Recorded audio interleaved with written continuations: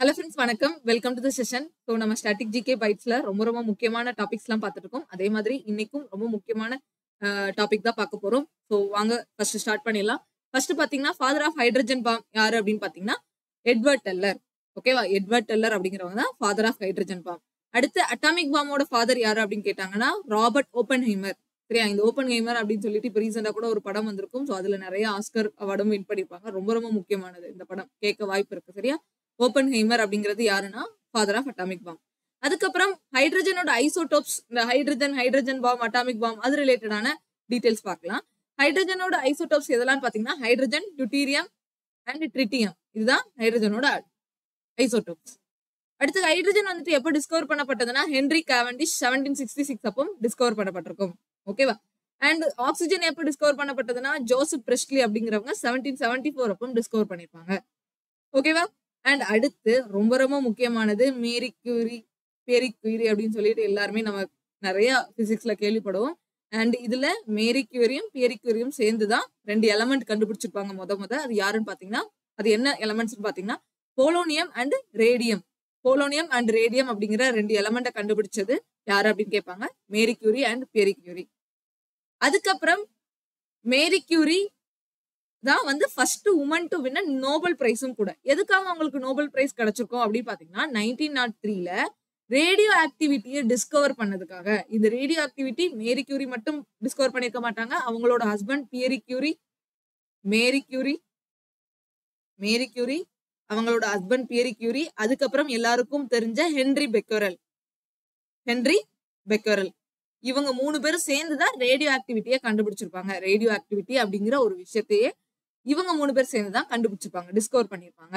எப்போ 1903ல டிஸ்கவர் பண்ணதுனால இவங்களுக்கு நோபல் பிரைஸ் கிடைச்சிருக்கும். சரியா? இவங்க டிஸ்கவர் பண்ணதுனால இவங்களுக்கு 1903ல நோபல் பிரைஸ் கிடைச்சிருக்கு. அதுக்கப்புறம் பாத்தீங்கன்னா 1911ல மேரி கியூரிக்கு மட்டும் சோலோவா தனியா ஒரு அவார்ட் கிடைச்சிருக்கு. எதுன்னு பாத்தீங்கன்னா நோபல் பிரைஸ் ஃபார் கெமிஸ்ட்ரி. இந்த நோபல் பிரைஸ் எதுக்காக கொடுத்தாங்கன்னா ரேடியமை ஐசோலேட் பண்ணதுக்காக, பிரிச்சதுக்காக. அதுக்காக மேரி கியூரிக்கு தனியாவும் நோபல் பிரைஸ் கிடைச்சிருக்கு. First woman to win Nobel பிரைஸும் அவங்க தான். 2 நோபல் பிரைஸ் வின் பண்ணவங்களும் அவங்க தான். ஓகே, பிசிக்ஸ்லயும் வாங்கியிருக்காங்க, கெமிஸ்ட்ரிலையும் வாங்கியிருக்காங்க. ஓகே, ஸோ இவங்களை பத்தி எல்லாருக்குமே தெரிஞ்சிருக்கும் இதெல்லாம். அடுத்து ரேடியோ ஆக்டிவிட்டியை வந்து ஃபர்ஸ்ட் டிஸ்கவர்ட் இன் 1896 ஹென்ரி பெக்கரல்னு சொல்லுவாங்க. ஹென்ரி பெக்கரல், ஆனா அவர் கூட சேர்ந்து மற்ற 2 பேருமே ஒர்க் பண்ணிருப்பாங்க. நம்ம எல்லா இடத்துலயுமே வந்து radioactivity was first discovered by Henry Becquerel தான் படிப்போம். ஹென்ரி பெக்கரல் தான் மேஜர். ஓகே, அது பாத்துக்கோங்க. 1896ல கண்டுபிடிச்சிருப்பாரு. ஓகே, சரி. அடுத்து பாத்தீங்கன்னா எஸ்ஐ யூனிட் ஆஃப் ரேடியோ ஆக்டிவிட்டிக்கு நம்ம பெக்கரல் தான் போடுவாங்க. சரியா? நான் ஆல்ரெடி யூனிட்ஸ் அண்ட் மெஷர்மெண்ட்ஸ்ல எடுத்திருப்பேன். இது அந்த சயின்டிஸ்டோட நேமே போட்டிருப்பாங்க. சரியா? SI unit of radioactivity Becquerel. அடுத்து கரண்ட் அஃபேர்ஸ் ரிலேட்டடா சொல்லணும் அப்படின்னு பாத்தீங்கன்னா இந்த ஆஸ்கார்ஸ்ல இந்த ஓப்பன்ஹைமர்னு ஒருத்தர் பார்த்தோமா, ஃபாதர் ஆஃப் அட்டாமிக் பாம். அந்த ஓப்பன்ஹைமர் படத்துக்கு best supporting actor, best cinematography, best actor Cillian Murphy. அந்த ஓப்பன்ஹைமர் கேரக்டரா சிலியன் மர்ஃபி தான் நடிச்சிருப்பாரு. அது அப்புறம் பெஸ்ட் பிக்சர். ஸோ டோட்டலா 4 அவார்டு வின் பண்ணிருக்கு இந்த ஓப்பன்ஹைமர் அப்படிங்கிற படம் மட்டுமே இந்த வருஷம் ஆஸ்கார்ல. ஆஸ்கார் வருஷம் கொடுப்பாங்க. ஓகே, மார்ச் மந்த் கொடுப்பாங்க. சரியா? நீங்க பாத்தீங்கன்னா இது வந்து மார்ச் மந்த் கரண்ட் அஃபேர்ஸ்லயுமே நம்ம கவர் பண்ணுவோம். அப்ப இது 4 தெரிஞ்சுக்கோங்க. Best actor, best picture, best cinematography, best supporting actor. ஓகேவா? ராபர்ட் டவுனி அப்படிங்கிறவங்களுக்கு சப்போர்ட்டிங் ஆக்டர், அப்புறம் சிலியன் மர்ஃபி அப்படிங்கிறவங்களுக்கு பெஸ்ட் ஆக்டருக்கும் கிடைச்சிருக்கு. அண்ட் அது போக பெஸ்ட் சாங் எது பாத்தீங்கன்னா what was I made for from Barbie அப்படிங்கிற ஒரு படத்துல இருந்து வாட் வாஸ் ஐ மேட் ஃபார்ங்கிற இது கிடைச்சிருக்கு. புவர் திங்ஸ் அப்படிங்கிற படத்துக்காக எம்மா ஸ்டோனுக்கு பெஸ்ட் ஆக்ட்ரஸ் அவார்டு கிடைச்சிருக்கும். ஓகேவா? இது 5 இதுல கொடுத்துருக்க 6 பாத்துக்கோங்க. இது 96th ஆஸ்கார் அவார்டு. ஓகேவா? 95th ஆஸ்கார் அவார்டுல 2 இந்தியன் மூவி ரிலேட்டடா 2 இந்தியன் கேட்டகரியில ஆஸ்கார் கிடைச்சிருக்கும். என்னன்னு பாத்தீங்கன்னா ஒண்ணு அந்த RRR மூவி, அந்த படத்துல ஒரு பாட்டு வரும்ல, அதுக்கு கிடைச்சிருக்கும். அதுக்கப்புறம் பாத்தீங்கன்னா எலிஃபண்ட் விஸ்பரர்ஸ்னு சொல்லிட்டு அவங்களுக்கும் கிடைச்சிருக்கும். இது ஒரு டாக்குமெண்ட்ரி மூவி. இதுக்கும் RRR பாட்டுக்கும் லாஸ்ட் இயர் 95th அகாடமி அவார்ட்ஸ்ல ஆஸ்கார் அவார்ட் கிடைச்சிருக்கும். அது கூட இங்க கொடுத்திருப்பேன். கீரவாணி அண்ட் சந்திரபோஸ் தான் வந்துட்டு அந்த நாட்டு பாட்டை வந்து இயக்கியிருப்பாங்க. அண்ட் எலிஃபண்ட், அந்த எலிஃபண்ட் விஸ்பரஸ் அந்த ஷார்ட் பிலிமை எடுத்தவங்க யாருன்னு பாத்தீங்கன்னா கார்த்திகி கோன்சால்வேஸ். ஓகேவா, கார்த்திகி கோன்சால்வேஸ், இவங்க நல்லா ஞாபகம் வச்சுக்கோங்க. அது போக இந்தியா ரிலேட்டடா யார் யாரெல்லாம் ஒலிம்பிக் அவார்டு வின் பண்ணிருக்காங்க, சாரி ஆஸ்கர் அவார்டு வின் பண்ணிருக்காங்கன்னு பாத்தீங்கன்னா பானு அதயாங்கிறவங்க காந்தி மூவிக்கு காஸ்டியூம் டிசைனரா இருந்தவங்க. அவங்களுக்கு தான் முத ஆஸ்கார் அவார்டு கிடைச்சிருக்கும். இதுதான் ரொம்ப ரொம்ப முக்கியம். 1983 இந்தியால இருந்து முத ஒருத்தங்க ஆஸ்கார் அவார்டு வின் பண்ணி. அதுக்கப்புறம் சத்யஜித் ரே அப்படிங்கிறவங்களுக்கு ஹானரரி லைஃப் டைம் அச்சீவ்மெண்ட் அவார்டும் கொடுத்திருப்பாங்க. ஓகேவா, லைஃப் டைம் அச்சீவ்மெண்ட் அவார்டும் கொடுத்திருப்பாங்க. அடுத்து ரசூல் பூக்குட்டி அப்படிங்கிறவங்களுக்கு ஸ்லம்டாக் மில்லியனரோட அந்த பெஸ்ட் சவுண்ட் மிக்சிங் ஆகிறதுக்காக கொடுத்திருப்பாங்க. ஸ்லம்டாக் மில்லியனர் வந்துட்டு ஒரே இதுல 4 அவார்டு கிட்ட வருது. ஓகே, 3 அவார்டா 3 தான், இல்ல 4. ஏஆர் ரகுமானுக்கு 2 கிடைக்கும். ஸோ ஒரே படத்துக்கு 4 அவார்டு கிடைச்சிருக்காது. என்ன படம்? Slumdog millionaire. எதெல்லாம் பாருங்க, ரசூல் பூக்குட்டி அப்படிங்கிறவங்க பெஸ்ட் சவுண்ட் மிக்சிங்க்கு, அப்புறம் பெஸ்ட் ஒரிஜினல் சாங்குக்கு குல்சார் அப்படிங்கிறவங்களுக்கு கிடைச்சிருக்கும். Best original score, original song or score, maybe அந்த மியூசிக் வச்சு ரிலேட் டிஃப்ரெண்டா இருக்கலாம் போல. அதுக்கப்புறம் best original song AR Rahman. 4 அவார்டா? எப்படி நமக்கு குல்சார் அப்படிங்கிறவங்க வருவாங்க? ஓகே, இங்க ஆக்சுவலா இதுல 4 கிடையாது. இதுல எப்படி கொடுத்திருக்காங்கன்னா சவுண்ட் மிக்சிங், பெஸ்ட் சவுண்ட் மிக்சிங்க்கு ரசூல் பூக்குட்டி அப்படிங்கிறவங்களுக்கும், குல்சார் அப்படிங்கிறவங்களும் ஏஆர் ரகுமானும் சேர்ந்து இந்த பெஸ்ட் ஒரிஜினல் சாங்குக்கு வாங்குவாங்க. பெஸ்ட் இங்க எப்படி வந்துட்டு இந்த கீரவாணியும் சந்திரகோஷும் பெஸ்ட் ஒரிஜினல் சாங்னு வாங்கினாங்களா, அதே மாதிரி இவங்க 2 பேருக்கும் சேர்ந்து பெஸ்ட் ஒரிஜினல் சாங். ஏன் இந்த குல்சார் இடையில வந்தாங்கன்னா இவங்க லிரிசிஸ்ட். அந்த ஜெய்கோ பாட்டு இருக்கா, அதோட லிரிசிஸ்ட் இவர். அதனால இவரும் வாங்கியிருப்பார். 2 பேரும் சேர்ந்துதான் பெஸ்ட் ஒரிஜினல் சாங்குக்கான கேட்டகரியில அவார்டு வாங்கியிருப்பாங்க. அதுக்கப்புறம் பெஸ்ட் ஒரிஜினல் ஸ்கோர்னா மியூசிக். ஸோ அதுல பாத்தீங்கன்னா ஏஆர் ரகுமானுக்கு கிடைச்சிருக்கும் தனியா. ஸோ அப்ப ஏஆர் ரகுமான் டோட்டலா 2 அவார்டு இதுல வின் பண்ணிருக்காங்க, சாங்குக்கும் ஸ்கோருக்கும். ஓகே, ரசூல் பூக்குட்டி அப்படிங்கிறவங்க சவுண்ட் மிக்சிங்காக வாங்கியிருப்பாங்க. இது எல்லாமே எந்த வருஷம் வாங்கப்பட்டதுன்னா 2009. அந்த படம் 2008 ரிலீஸ் ஆயிருக்கும். சரியா? அவ்வளவுதான் அந்த படத்தை பத்தி தெரிஞ்சுக்க வேண்டியது. இதை தாண்டி நிறைய பாஃப்தா அவார்ட்ஸ் அப்படின்னு சொல்லிட்டு நிறைய அவார்டு வின் பண்ணிருக்கு. ஓகேவா? அண்ட் இந்த படத்தை இயக்குனவர் வந்துட்டு டேனி பாய்லே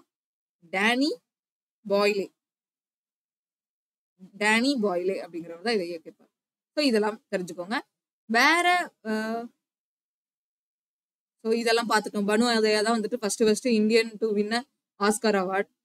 தென் ஆஸ்காரை பார்த்தீங்கன்னா ஃபர்ஸ்ட் ஆஸ்காருக்கு நாமினேட் பண்ணப்பட்ட மூவி எதுன்னு கேட்டிருந்தாங்க. மதர் இந்தியா அப்படிங்கிற மூவி தான் முத ஆஸ்காருக்கு நாமினேட் ஆன மூவி. ஓகேவா? ஸோ இதுல வந்து 1957 இந்த மூவி நாமினேட் ஆகிருக்கும். நார்கிஸ் அண்ட் சுனில் தத்லாம் நடிச்சிருப்பாங்க. ஓகேவா? ஃபர்ஸ்ட் இந்தியன் மூவி வந்துட்டு மதர் இந்தியா. இதுவும் ப்ரீவியஸ் இயர்ல கேட்டிருக்காங்க. அடுத்து ஆஸ்காரோட பேசிக் மெத்தட் தெரியணும்னா ஆஸ்கார் அவார்ட்ஸ் அல்லது அகாடமி அவார்ட்ஸ்ன்னு சொல்லுவாங்க. இது யாரால கொடுக்கப்படும் அப்படின்னு பாத்தீங்கன்னா ஒவ்வொரு வருஷமும் Academy of Motion Picture Arts and Sciences. ஓகேவா? யூஎஸ்ஏல இருக்கக்கூடிய ஒரு காலேஜ் மாதிரி தான்.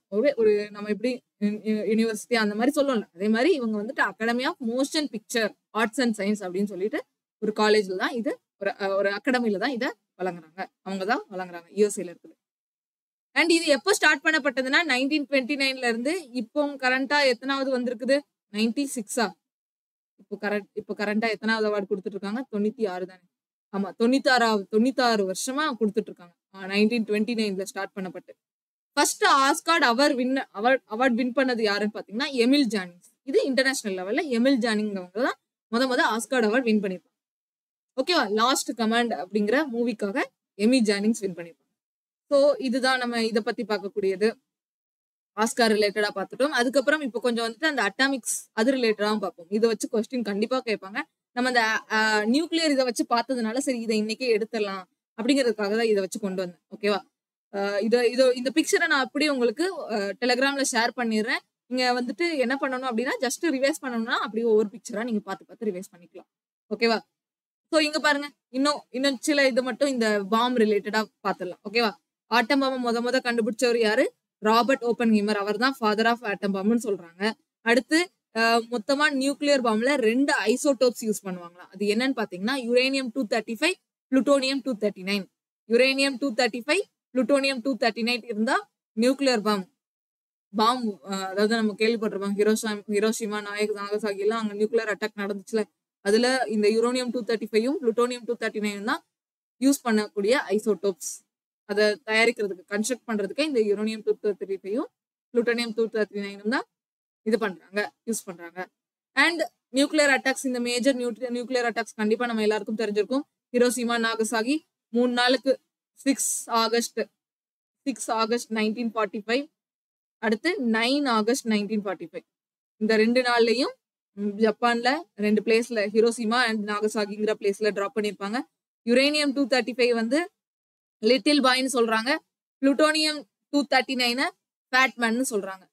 6 அன்னைக்கு போட்டது யுரேனியம், 9 அன்னைக்கு போட்டது புளுட்டோனியம். அதுக்கு இன்னொரு பேர் என்ன அப்படின்னு பாத்தீங்கன்னா little boy fatman. Little boy fatman அப்படின்னு சொல்லிட்டு அதுக்கு பேர் வச்சிருக்காங்க. அதுக்கப்புறம் இந்த இது ஆட்டம் ரிலேட்டடா நீங்க தெரிஞ்சுக்க கூடியது பாத்தீங்கன்னா ஃபிஷன் அண்ட் ஃபியூஷன் இருக்கு. ஃபிஷன் அப்படின்னா ஸ்பிளிட் ஆகுறது, ஃபியூஷன் அப்படின்னா சேர்க்கிறது. ஃபியூஷன் மிக்சிங் அப்படின்னு சொல்லுவாங்க. ஃபியூஷனாலே மிக்ஸ் பண்றது, சேர்க்கறதுன்னு ஞாபகம் வச்சுக்கோங்க. ஃபிஷன் அப்படின்னா பிரிக்கிறது. ஓகேவா? Neutron splitting up of atoms using நியூட்ரானை யூஸ் பண்ணி 2 ஆட்டத்தையும் புரோட்டானையும் எலக்ட்ரானையும் பிரிக்கிறது. ஓகேவா? ஆட்டமை பிரிக்கிறது தான் ஃபிஷன். ஃபியூஷன் அப்படின்னா சேர்க்கிறது, நிறைய ஆட்டம்ஸை சேர்க்கிறது to form a larger one. நிறைய ஆட்டத்தை சேர்த்து பெரிய ஒரு மாலிகுலா ஃபார்ம் பண்றது.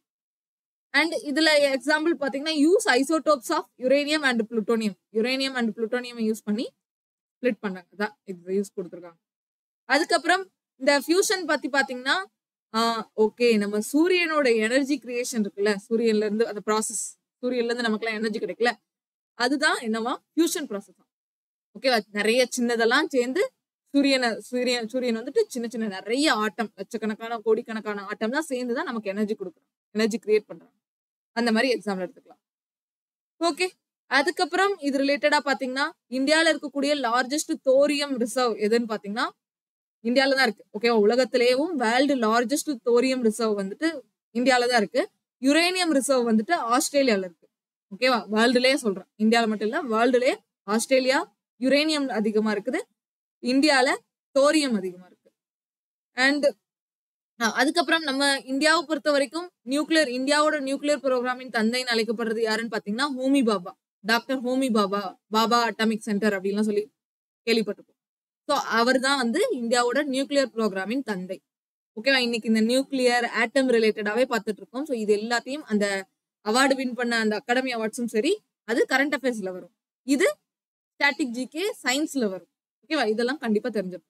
இதுல பாத்தீங்கன்னா எக்ஸாம்பிள்ஸ் கொடுத்துருக்காங்க. மாடரேட்டர்ஸ், கூலன்ஸ், இதெல்லாம் அதோட எக்ஸாம்பிள்ஸ் கேட்பாங்க. பெர்லியம், கிராஃபைட், ஹெவி வாட்டர்லாம் மாடரேட்டர். கூல் பண்றது பாத்தீங்கன்னா ஹெவி வாட்டரும் லிக்யூட் சோடியம். கூலன்ஸ் அப்படின்னு சொல்றாங்க. The substance used as moderator and coolant in nuclear reactor is heavy water. Heavy water தான் வந்துட்டு மாடரேட்டராகவும் யூஸ் ஆகுது, கூலண்டாவும் யூஸ் ஆகுது. அதனாலதான் ஹெவி வாட்டரை நியூக்ளியர் ரியாக்டர்ஸ் எல்லாம் யூஸ் பண்ணுவாங்க. நம்ம நேத்து படிச்சோம் நியூக்ளியர் ரியாக்டர் அப்சரா அப்படின்னு சொல்லி படிச்சோமா, ஒரு நியூக்ளியர் ரியாக்டர் படிச்சோம். முத வந்து இந்தியால இருக்கக்கூடிய நியூக்ளியர் ரியாக்டர், ஜென்ரேட் பண்ணப்பட்ட நியூக்ளியர் ரியாக்டர் அப்சரா. அந்த நியூக்ளியர் ரியாக்டரை மாடரேட் பண்றதுக்கும் கூல் பண்றதுக்கும் எதை யூஸ் பண்றாங்கன்னா ஹெவி வாட்டர் யூஸ் பண்றாங்க. ஹெவி வாட்டரோட ஃபார்முலா என்னன்னு பாத்தீங்கன்னா H2S. இது ப்ரீவியஸ் இயர்ல கேட்டிருந்தாங்க, நான் ஆல்ரெடி காமிச்சிருந்தேன். H2S அப்படிங்கிறது தான் ஹெவி வாட்டர். ஓகே, இது எக்ஸாம்ல வர வாய்ப்பு இருக்குது. இது எதுக்காக யூஸ் பண்ணுவாங்க? நியூக்ளியர் ரியாக்டரை கூல் பண்றதுக்கோ மாடரேட் பண்றதுக்கோ யூஸ் பண்ணுவாங்க. போரான் அப்படிங்கிறது வந்துட்டு control rods are used in nuclear reactor to control the fission rate of uranium and plutonium. இந்த யுரேனியமும் புளூட்டோனியமும் அதிகமா பிரியாம ஸ்பிளிட் ஆகாம இருக்கிறத கண்ட்ரோல் பண்றதே தான் இந்த போரான். போரான் வந்துட்டு ராடு மாதிரி.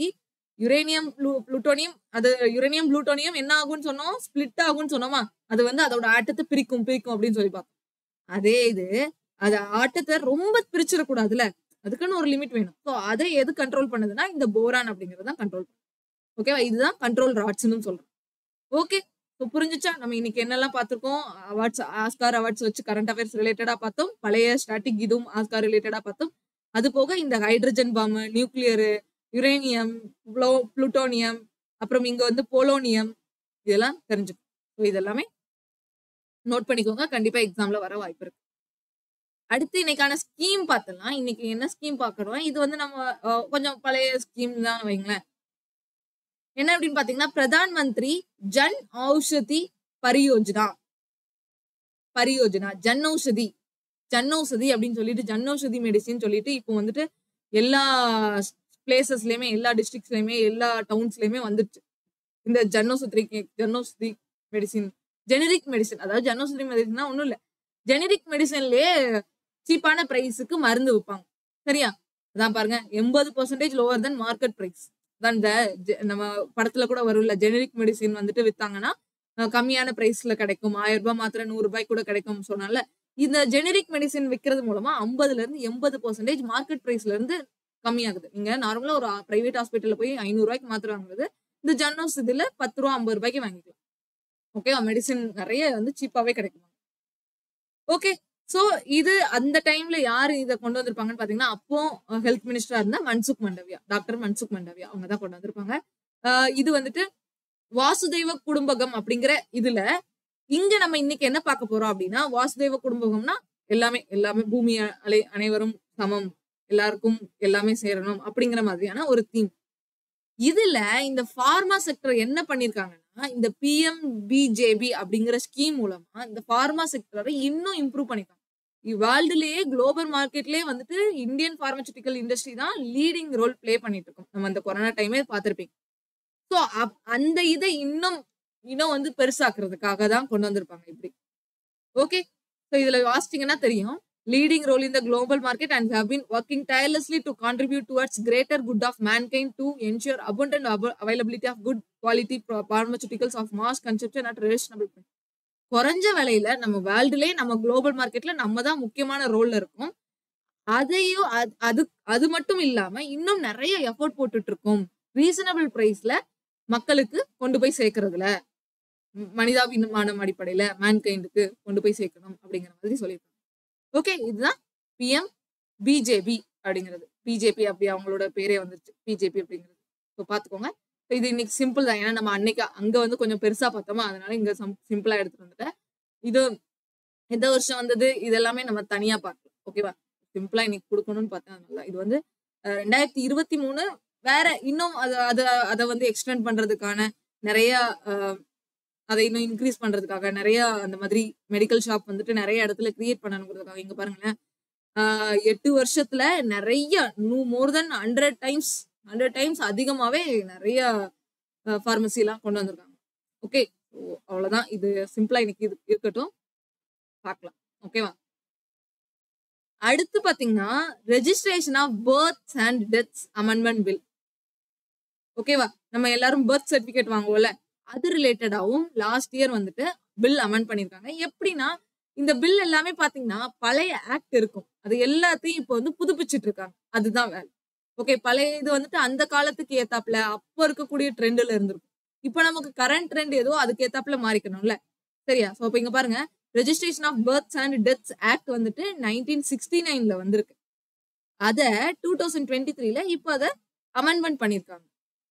ஓகே. சோ அப்படி என்ன அமெண்ட்மெண்ட் பண்ணாங்க? இது என்னன்னா, இந்த registration of births and death தான் நமக்கு தெரியும். நம்ம எத்தனை பேர் பிறக்கிறாங்க, எத்தனை பேர் இறக்குறாங்க, ஃபேமிலியில யார் யார் இருந்தாங்களோ அவங்களுக்கு எல்லாம் வாங்கக்கூடிய டெத் சர்டிபிகேட், யார் யார் புதுசா பிறக்கிறாங்களோ அவங்களுக்கு வாங்கக்கூடிய பர்த் சர்டிபிகேட். 2019 படி 93% பர்த் எல்லாம் ரெஜிஸ்டர் ஆயிடுச்சு, 92% டெத் ரெஜிஸ்டர் ஆயிருக்கு அப்படின்னு சொல்லிருக்காங்க. இது வரைக்கும் அந்த இந்த இது வந்து கிரியேட் பண்ணதுல இருந்து இவ்வளோ பேர் வந்து ரெஜிஸ்டர் பண்ணிருக்காங்க அப்படின்னு சொல்றாங்க. அடுத்து லா கமிஷன் 2018 எதை ரெக்கமெண்ட் பண்றாங்கன்னா, மேரேஜ் அதாவது நம்ம ரெஜிஸ்ட்ரேஷன் ஆஃப் பர்த் அண்ட் டெத்ல அதுலயும் மேரேஜ் ரெஜிஸ்ட்ரேஷனையும் இன்க்ளூட் பண்ண சொல்லி லா கமிஷன் கேட்டிருக்காங்க. ஓகேவா? லா கமிஷன் கேட்டதுனால இப்ப இன்க்ளூட் பண்ணிட்டாங்களா என்னங்கிறத உங்களுக்கு நீங்க அதுதான் நம்ம தெரிஞ்சுக்கணும். ஓகே.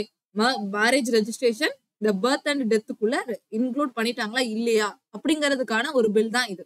அதை தான் திருத்தி அமைச்சிருக்காங்க. ஓகேவா? So simple. Registration of births and deaths act 1969, registration of births and deaths amendment 2023. ஓகேவா? ஸோ இதோட இந்த செஷன் முடிச்சுக்கலாம். இந்த செஷன் கண்டிப்பா உங்களுக்கு யூஸ்ஃபுல்லா இருந்திருக்கும்னு நினைக்கிறேன். தேங்க்யூ, பாய்.